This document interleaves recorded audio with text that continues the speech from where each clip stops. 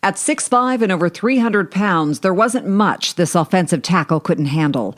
Yet the secret Ryan O'Callaghan carried for 29 years on those broad shoulders through college and professional sports was a weight that was killing his will to live and almost cut his life short. I realized I was gay at a young age. Puberty, I knew for sure, but growing up and you start to be attracted to boys instead of girls, you go, okay, something's wrong. You don't quite know it, but I knew I was gay from a young age. And being gay in the NFL was not something O'Callaghan planned on surviving. He spent recklessly during his time with the Patriots and the Chiefs. Cars, watches, extravagant gifts. The money afforded me to make big distractions. So I'd go do something stupid and buy a $12,000 watch or something and be like, hey, look at that. Don't look at no girlfriend. You tried to sabotage your future financially. So I couldn't back out of killing myself. It seems extreme in 2018 that a gay professional athlete would consider suicide rather than coming out. But Ryan says things have changed dramatically, even since he left the NFL a few years ago. It wasn't like it is today. I didn't have a gay example.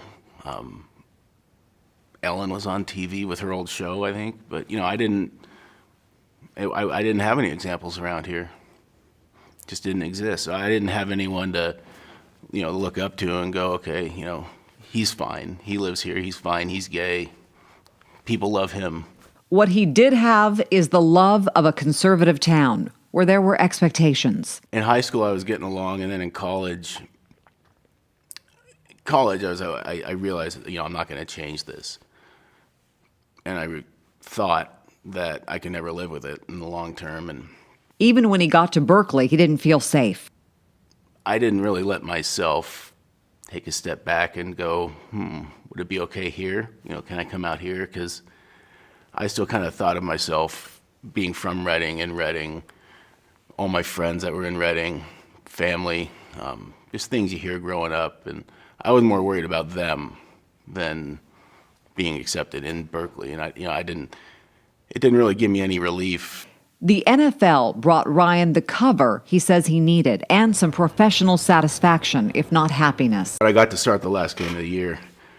I played really well, and it was against Michael Strahan, so that was, something to be said about that. The coaches were extremely pleased because you could tell they were nervous. I'm going against a Hall of Famer, and I held my own. I was proud of myself. But after being traded to the Chiefs and more injuries, Ryan felt his career and his life coming to an end. Our trainer at the Chiefs noticed I was just acting erratic. I didn't think I was, but I was taking pills. I was abusing pills, and at that point I was in the training room every day because I'd injured my shoulder again.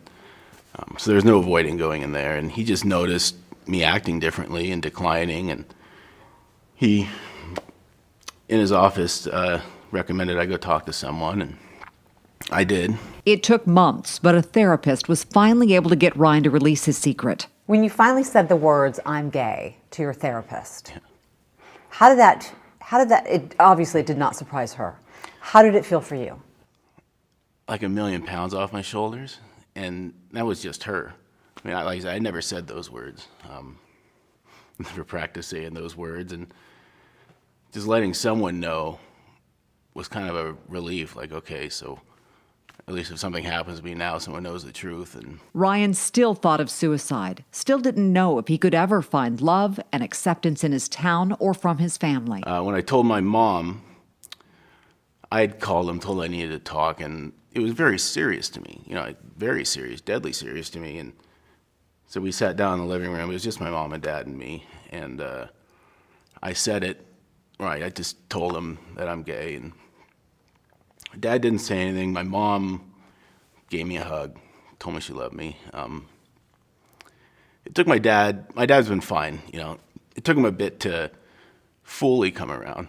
But he did, and so did almost everyone else in Ryan's life. I heard from athletes on every level, men, women, boys, girls, few ex-NFL players, even a Pro Bowler, reached out to me, still in the closet.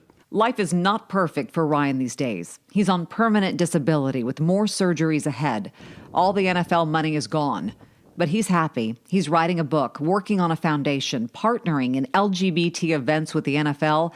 Life's not easy, but I don't think it's supposed to be easy. But no, I'm definitely happy. I mean, anything's better than where I was.